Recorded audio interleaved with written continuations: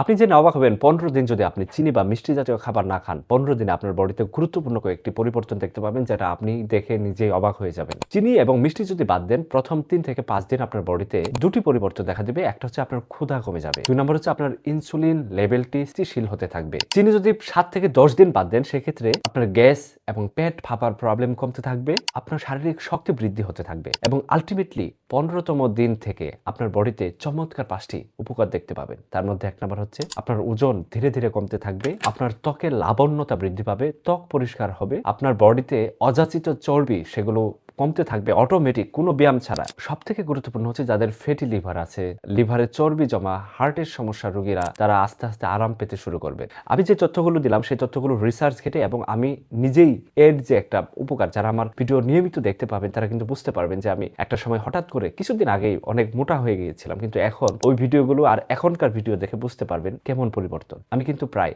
৬ মাস যাবত সম্পূর্ণ চিনি এবং মিষ্টি জাতীয় খাবার বাদ দিয়েছি। এটার পরিবর্তন আপনারা সামনে আমাকে দেখতে পাচ্ছেন। সুতরাং আপনিও আমাদের দেওয়া নিয়মগুলো অনুসরণ করুন। আশা করি আপনার সুস্বাস্থ্য অনেকটা নিশ্চিত হবে। ভালো থাকুন। আসসালামু আলাইকুম।